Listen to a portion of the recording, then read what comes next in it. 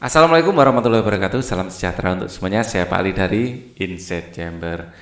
Berikut ini adalah buku tematik untuk kelas 6 ya, tema 2. Kita sudah sampai pada halaman 31, ini berarti 32. Cinta budaya sendiri merupakan wujud dari penerapan makna proklamasi kemerdekaan. Bagaimana kamu memaknainya? Ayo ikuti. Ini adalah segmen menulis, bacalah teks berikut dalam hati. Edo, Lani, Siti, Udin, Dayu, dan Beni berencana mengikuti festival budaya. Saat ini mereka sedang berdiskusi untuk menentukan budaya yang akan mereka usung.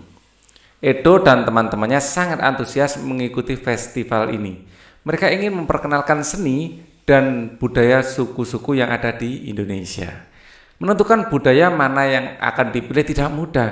Semua budaya yang dimiliki Indonesia sangat beragam dan menarik.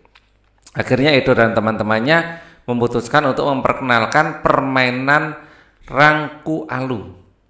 Ya, permainan rangku alu ini berasal dari Nusa Tenggara Timur. Dalam masyarakat Manggarai, rangku alu dilakukan untuk merayakan hasil panen perkebunan dan tani. Edo dan teman-temannya sangat bangga dengan kebudayaan Indonesia. Ya, jadi ini kebudayaan asli Indonesia, kita bangga dengan kebudayaan ini. Ceritakan tentang makna proklamasi kemerdekaan yang tercermin pada kegiatan Edo dan teman-temannya. Ya, Edo dan teman-teman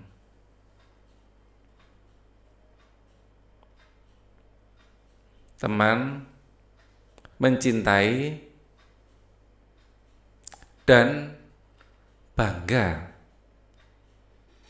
ya dengan budaya asli Indonesia. Ya, Indonesia yang sangat beragam.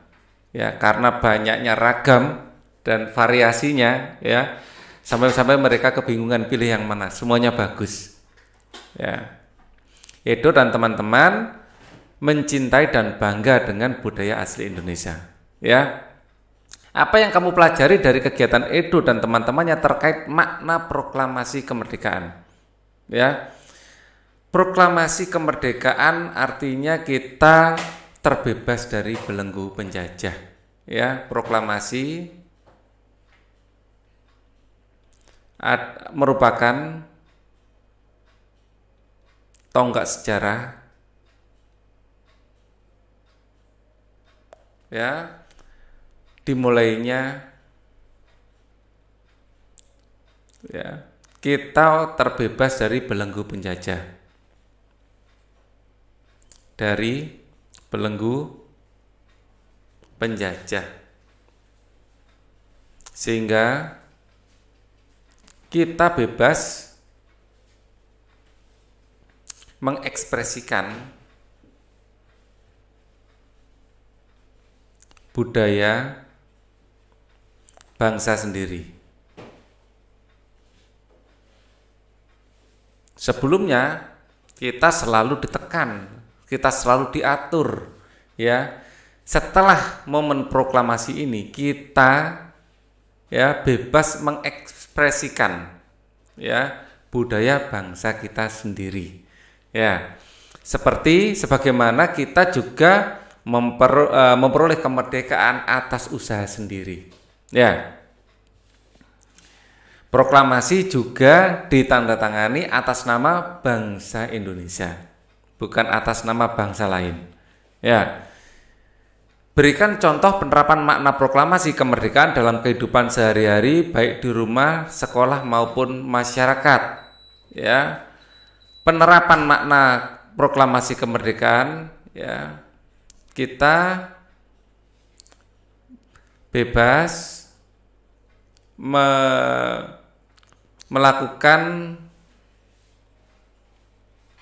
ya kegiatan kebudayaan sesuai dengan kebudayaan yang kita miliki. Ya, kegiatan sesuai budaya yang kita miliki. Misalnya kalau Lebaran ada budaya pulang kampung, ya. Ini tidak boleh gara-gara pandemi COVID, tapi sebenarnya ini kita lakukan setiap hari. Kita setiap Lebaran ya bersilaturahmi.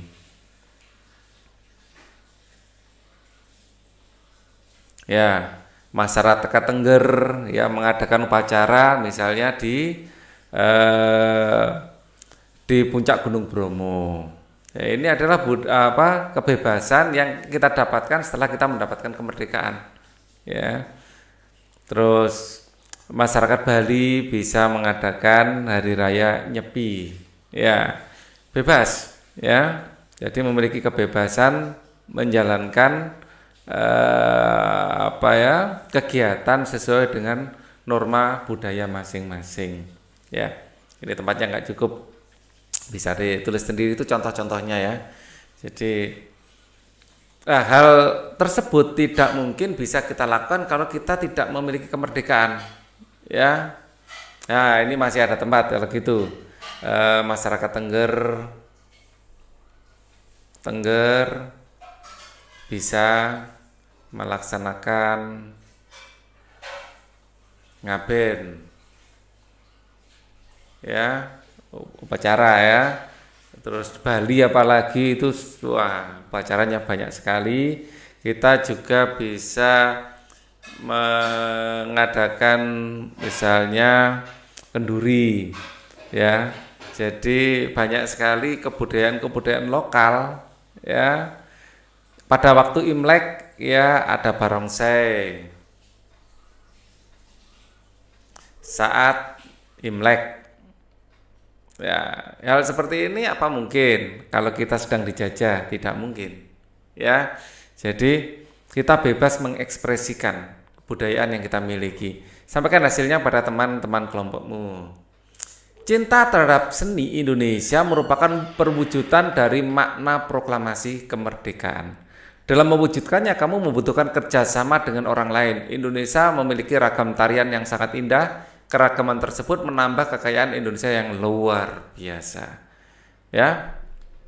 Di sini kamu sudah belajar tentang pola lantai tarian daerah. Ini juga wujud proklamasi ya, menari tari sedati, menari tari andun. Nah, bisa ditambahkan di sini. Ya, bisa menari tari sedati.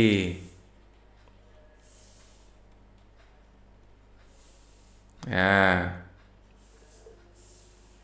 Ini wujud dari kecintaan kita ya terhadap budaya ini. Wujud ini cinta ini adalah perwujudan makna dari proklamasi. Ya, di sini ada tari andun dari Bengkulu. Terus kemudian ada tari tandak Riau, kemudian tari tambun dan bungai dari Kalimantan Tengah. Ya. Nama tarian, nah kita lihat tarian sedati, pola lantainya dari tari sedati. Nah, ini adalah lurus ya, pola lantainya ada garis lurus atau vertikal, bisa garis lurus. Ya, ini membentuk garis sederhana tapi kuat ya, disebutkan tadi. Di sini kita lihat tari, apalagi di sini tari andun. Ya. Kalau dilihat seperti ini bentuknya diagonal ya, seperti gini ya, bentuknya diagonal.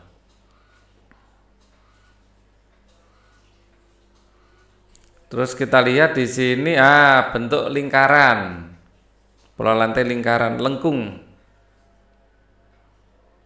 Ya, dalam hal ini adalah lingkaran. Tari tambun, kita lihat, ini adalah garis lurus horizontal.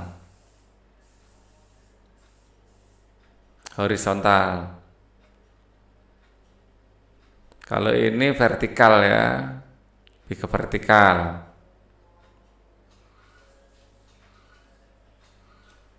Ya.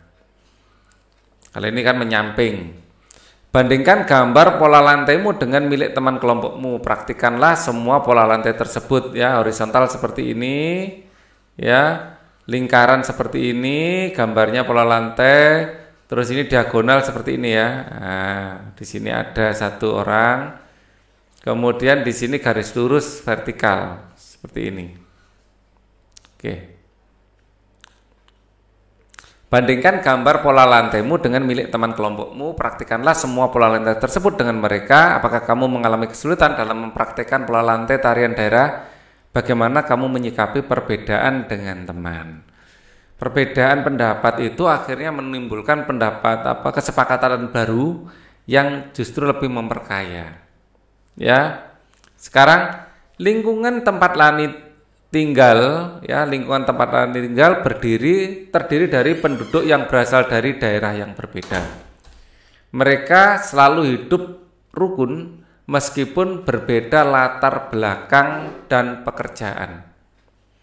Bu Titin, tetangga Lani, adalah seorang pengusaha kue batik yang berasal dari Jawa Barat. Beliau sangat dekat dengan tetangga dan sering membagikan kue batiknya. Kuenya bentuk batik ya. Ya, keren ini ya. Lingkungan tempat tinggal Lani terdiri dari penduduk yang berasal dari beberapa daerah. Mereka selalu hidup rukun meskipun berlatar belakang dan pekerjaan. Bu Titin, tetangga Lani, adalah seorang pengusaha kue batik. Ya, memang kuenya bentuknya batik ya. Ya, oke. Hari ini Bu Titin membuat beberapa kue batik. Ia menyumbangkan kuenya untuk acara rapat RT di rumah Lani. Bu Titin memotong setiap kuenya menjadi 12 potong.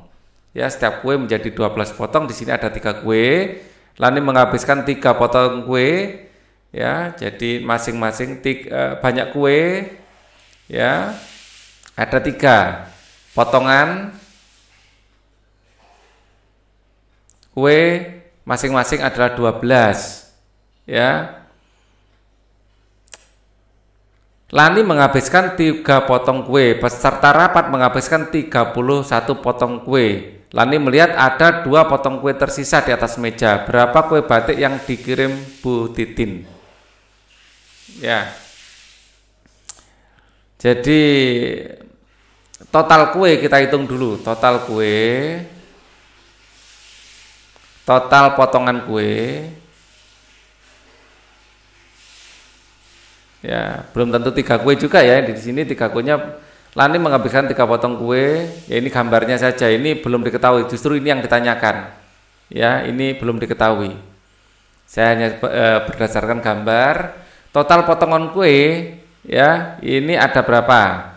Ada Lani menghabiskan 3, ditambah peserta rapat menghabiskan 31, ya. Jadi gini aja. Total potongan kue yang dimakan Lani, yang peserta ditambah 2 sisa. Lani sendiri menghabiskan 3, peserta ini memakan 31 atau sisanya 2.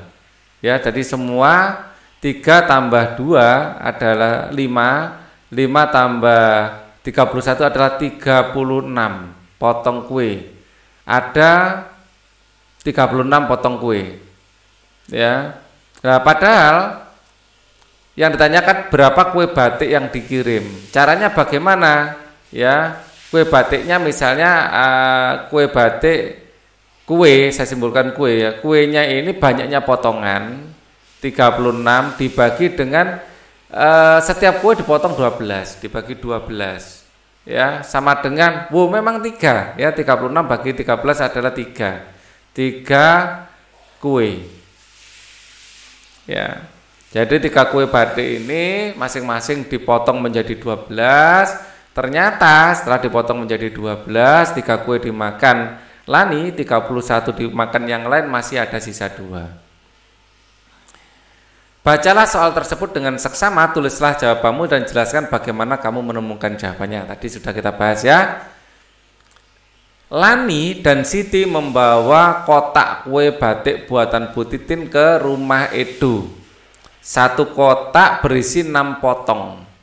Ya, Lani Siti membawa kotak kue batik ya ke rumah Edo, satu kotak berisi 6 potong. Mereka membagi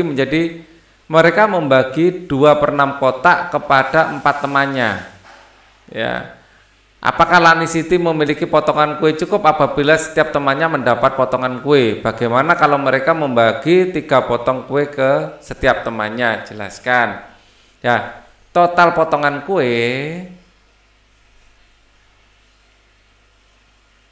ya adalah banyak kue dikalikan banyaknya potongan tiap kue. Potongan tiap kue. Ya, banyaknya kue, ya mereka membagi 2/6 kotak. 2/1/6 dikalikan dengan banyaknya potongan. Satu kotak berisi 6 potong dikali 6. Sama dengan ini jadikan pecahan biasa dulu. 2 dikali 6 adalah 2 kali 6 12, 12 tambah 1 7. Ya, ini menjadi 7/6. Ya, caranya 2/1/6 sama dengan 2 dikali 6 tambah 1 dibagi 6. Ini 2 kali 6 kan 12 tambah 1 bagi 6 ini 13 ya, 13/6 maaf. Ini 13/6. Ya, 13/6 ya dikalikan 6. 6-nya seolah-olah bisa dicoret karena 6 bagi 6 kan 1. Jadi ada 13 potong. Ya. 13 potong ini 2/6 kotak kepada 4 temannya, dibagi kepada 4 temannya. Apakah Lani Siti memiliki potongan kue yang cukup apabila setiap temannya mendapat 4 potong kue dibandingkan kepada 4 temannya? Ini kita bagi 4. Ya.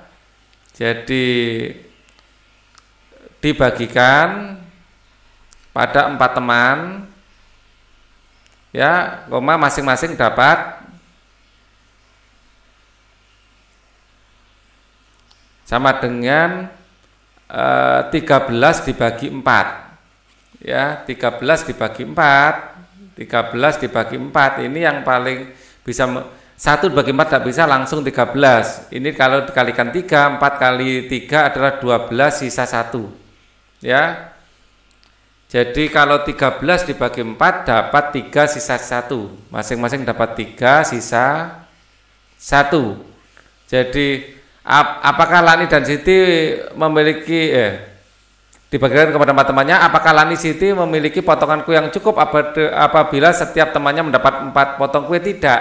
Karena kalau dibagi pada 4 orang ya masing-masing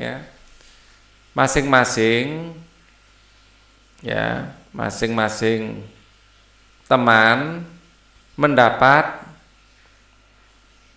3 potong kue dan kue masih sisa 1 dan kue masih sisa 1. Ya, ini yang terjadi. Ya, bagaimana kalau mereka membagi 3 potong kue untuk setiap temannya? Ya. Nah, jadi ini tidak bisa ya. Kalau kita bagi 3, ya kita bagian di sini 13. Kalau saya bagi 3, ini dikali 3 kali 4 adalah 12. 12 sisa 1. Nah, cukup. Ya, cukup. Ya. Kalau kalau masing-masing mendapat 3 potong, ya. Jika masing-masing ini sudah ya, masing-masing mendapat 3 potong memang cukup ya. Ya. Masing-masing teman mendapat 3 potong. Kalau 4 tidak cukup. Kalau dibagi 4 tidak cukup. Ya. Keterangannya sama dengan ini ya. Dan sisa 1 juga. Jadi kesimpulannya masing-masing teman mendapat 3 potong kue dan kue masih sisa 1. Ya. Bagaimana kalau mereka membagi 3 potong kue, setiap temannya kue cukup? Atau ini bisa dilakukan. Ini bisa dilakukan. Kalau yang ini tidak bisa dilakukan. Ya, kue tidak cukup. Nah, ini keterangannya. Kita lanjutkan, ayo renungkan setelah belajar hari ini, renungkanlah apa yang kamu pelajari, ya. Kita mempelajari mencintai budaya artinya kita melaksanakan semangat proklamasi. Kita ya melaksanakan semangat menghargai semangat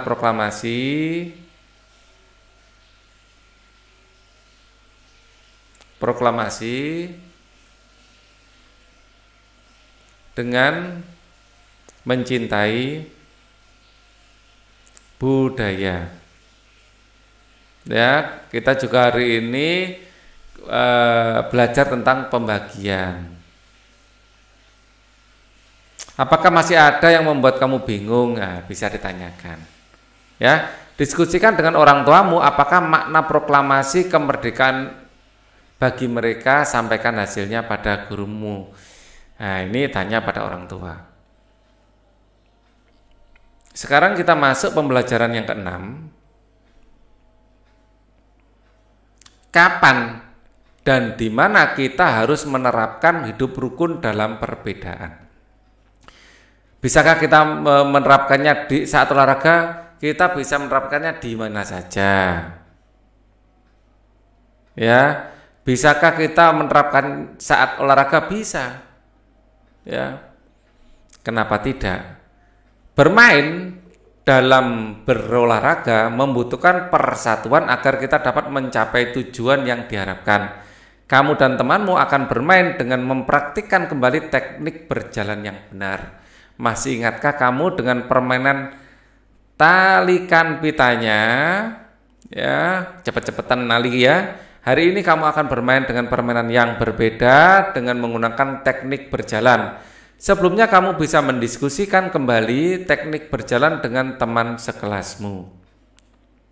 Kepala tegak, postur tubuh lurus, otot perut dijaga tetap kencang, otot paha santai, otot lutut dikencangkan, bahu santai, ayunan lengan tidak lebih tinggi dari dada, punggung tegak, tangan mengepal longgar, tumit kaki depan menyentuh tanah terlebih dahulu. Oke. Kamu akan bermain oper kantongnya. Wah, ada lagi permainannya. Perhatikan cara bermainnya. Oper kantongnya. Bagilah kelas menjadi beberapa anak. Setiap kelompok terdiri dari 6 orang. Setiap kelompok memiliki satu kantong kacang yang diletakkan di atas kepala. Setiap kelompok dibagi menjadi 2 kelompok kecil dan berdiri saling berhadapan dengan jarak 15-20 meter sesuai dengan kebutuhan. Ya, oper kacangnya. Setiap pemain sebelah kiri depan memulai permainan setelah mendengar peluit. Ya, pemain paling depan berjalan cepat menuju rekannya di seberang depan. Saat memasuki batas lapangan, pemain harus memberikan kantong kacang kepada temannya dan diletakkan di atas kepala. Pemain pertama cepat berjalan menuju barisan belakang. Teman yang memiliki kantong kacang berjalan cepat ke arah tim di seberang depan dan memberikan kantong kacang kepada teman yang berdiri di barisan paling depan, kemudian dengan cepat ia berjalan menuju barisan belakang. Pemain berikutnya berjalan cepat menuju barisan seberangnya dan melakukan hal yang sama. Begitu seterusnya sampai semua anggota kelompok selesai menempati rumah seberang.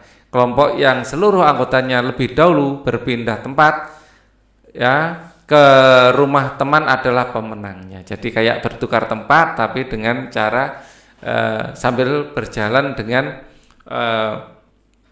meletakkan kantong kacang di kepalanya. Setelah selesai bermain, kamu akan melakukan refleksi bersama teman dan gurumu. Bagaimana perasaanmu saat bermain bersama teman? Adakah perbedaan yang kamu temukan? Bagaimana menyikapinya? Ya, tentu saja akan ada perbedaan-perbedaan di situ dan kita harus menghargainya. Ayo membaca.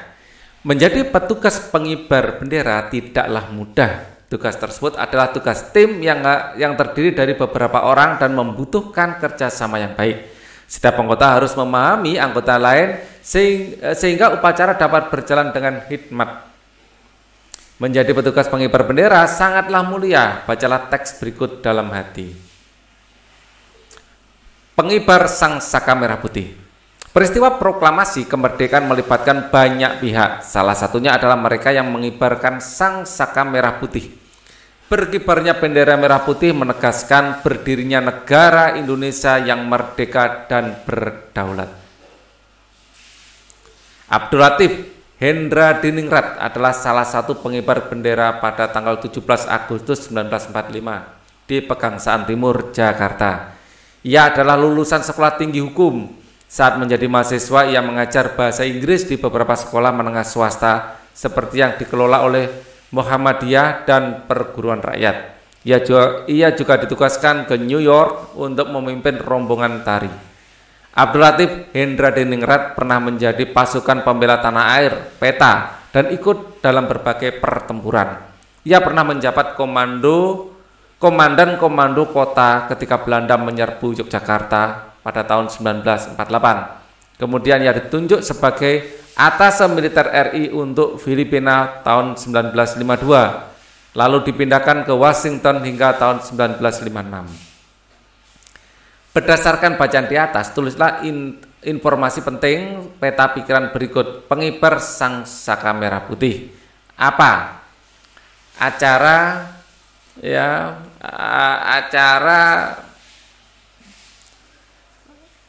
yang pertama kali pada acara apa pertama kali Sang Merah Putih dikibarkan, atau apa yang dikibarkan, itu juga boleh. Apa yang dikibarkan, yaitu bendera merah putih. Mengapa? Sebagai simbol, dikibarkan merah putih adalah sebagai simbol dari berdirinya negara Indonesia yang merdeka dan berdaulat.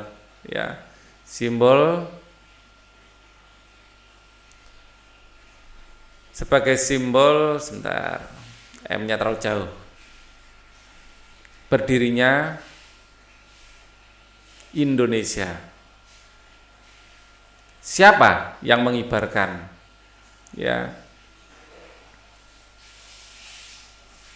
Salah satunya adalah Abdul Latif.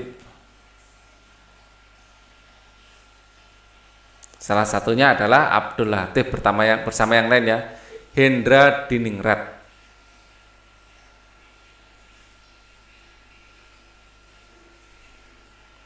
Kemudian di mana? Di Jalan Pegangsaan Timur 56.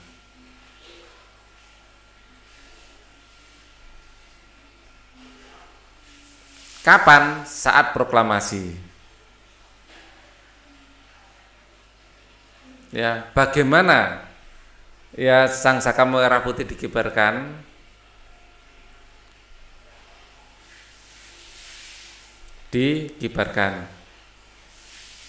Sang Saka Merah Putih dikibarkan dengan bangga dan hikmat, dengan penuh haru. Diskusikan peta pikiranmu dengan teman di sekelompokmu. Ini adalah alternatif jawabannya. Kalian bisa membuat pendekatan lain. Kembangkan informasi peta pikiran menggunakan kalimatmu sendiri. Serahkan hasil pekerjaanmu pada gurumu. Misalnya, di sini dilengkapi dengan yang dijahit oleh Ibu Fatmawati, mungkin Di sini bisa dilengkapi dengan bagaimana? Sebentar. Apa yang dikibarkan?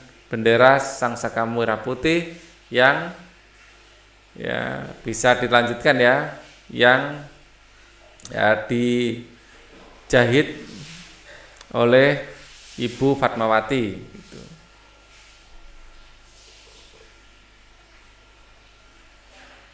Di kolom apa tadi ditambahkan sendiri dengan informasi-informasi tambahan kalian sendiri. Mengibarkan bendera merah putih merupakan salah satu wujud dari menjaga persatuan. Untuk melakukannya dibutuhkan kerukunan dari anggota petugasnya. Kamu sudah belajar tentang pentingnya hidup rukun dalam persatuan. Tulislah 3 contoh wujud persatuan dan buatlah rencana untuk mewujudkannya dalam kegiatan di kelasmu. Tulis juga manfaatnya. Wujud persatuan adalah bersatu dalam menjaga kebersihan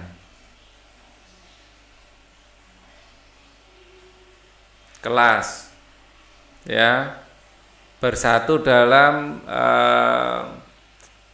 pergaulan,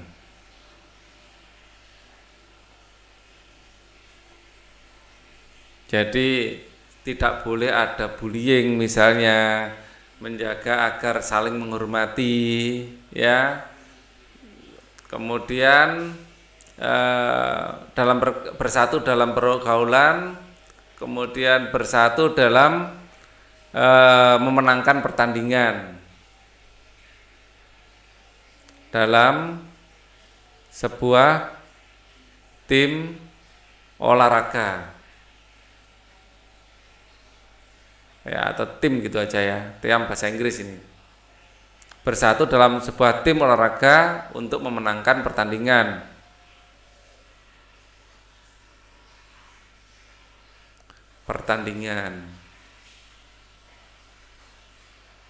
Ya, jadi banyak hal ya yang bisa kita